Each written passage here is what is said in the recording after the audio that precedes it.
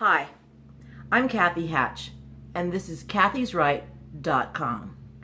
I'm here to talk to you about my new show. I'm premiering today. It'll be short and sweet, and I'll just start to discuss with you the reasons that I am a Black Republican. I'm also a Catholic, and I think that makes me pretty interesting. Let's see. A lot of the questions that I get quite often are things like, so why are you Republican? People really are puzzled by that. I find that bizarre. But I'll tell you, I'm a Republican because I like freedom. I love living in our country. I love freedom of speech. I love our flag. I love patriotism. I love American people. I've traveled to over 35 states, and I haven't found one single one that was bad or a horrible place for a Black woman to be. I've been in places that have been treated like royalty. I've gone to places like Tennessee and Mississippi, Alabama, Idaho, New York, California. I've lived in Connecticut. I've lived in Houston. And all throughout my life, I'm 57 years old now, which is giving too much information, but that's okay. I'm 57 years old, and I'm pretty happy about where we are in this country. I think one of the things that bothers me about today and the people today is that we aren't appreciative of all of our gifts. I think that there's so much anger and bitterness that has arisen, not by our design, but there are clever people in place that have their designs on keeping that division going. Namely mass media, mainstream media. Mainstream media has a vested interest in keeping the separation, the oppressed and the oppressor, the victim and the victimizer, the Black, the white. If they keep those things separated, then there's always friction and there's always a news story, and that keeps their cycle going. Not to mention the fact that they're totally in bed with the Democratic Party. Now, being a Catholic, I probably ought to stay away from the bed situation because that's personal, but I really sometimes have to just be honest. And I think if I'm dishonest, that would ring dishonesty to you, and I won't do that. One thing that I also love about where I live in Texas, and I have the nicest neighbors ever. And I was really blessed with good parents who loved me. And I never felt like a victim. I never felt oppressed. I always felt really special. I mean, my mom instilled into me that I was just this awesome human being who could do or be anything I wanted to be. All I had to do was decide what I wanted to do.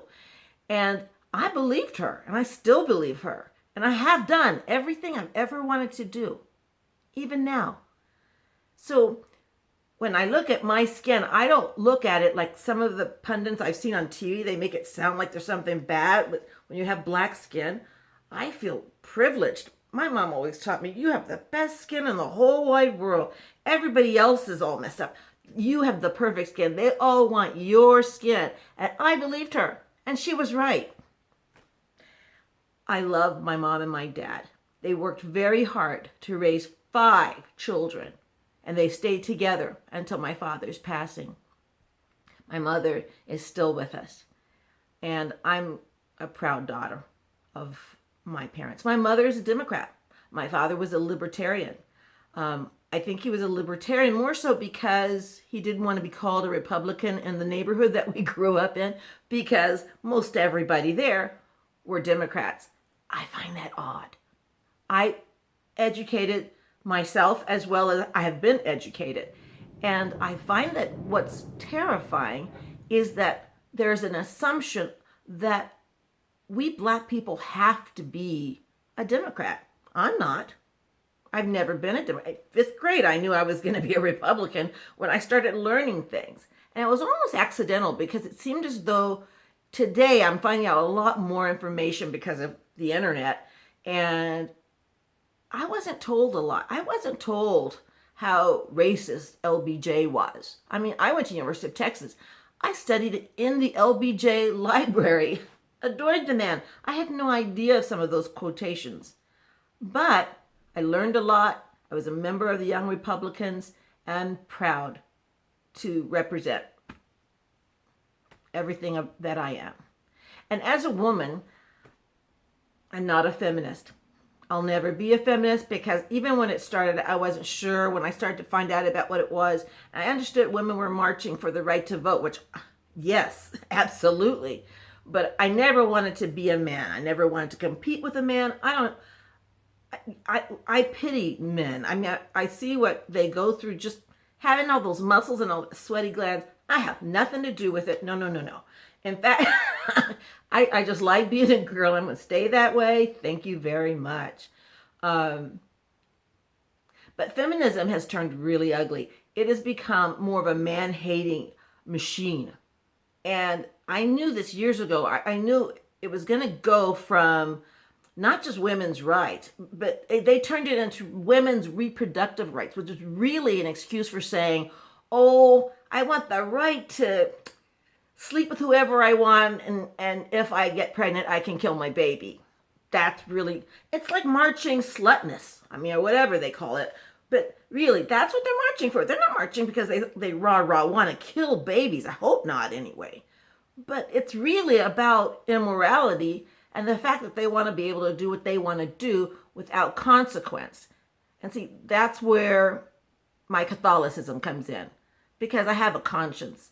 And there's always a consequence. For every cause, there's a reaction. For every action, there is a reaction.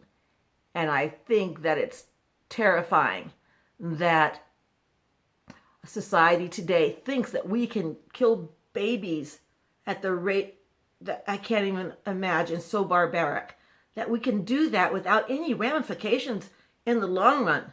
This is not going to end well. Whether it's here or in the afterlife, this will not end well. We must stop abortion. We must keep and maintain our rights as American citizens. We must protect those rights as American citizens. And those rights include the right to bear arms, to protect ourselves.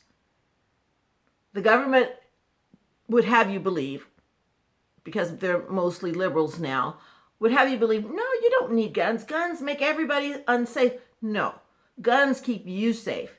As soon as you try to restrict people from having guns, having the ability to protect themselves, then the only people who will have a gun will be the criminal.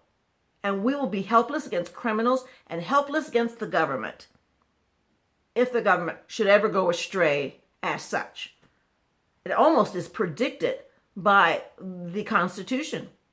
They said we have a right to bear arms just in case the government screws it all up. So these are my beliefs. This is where I stand. And I hope you'll come back and visit with me soon, because I have a lot to say about what's going on now.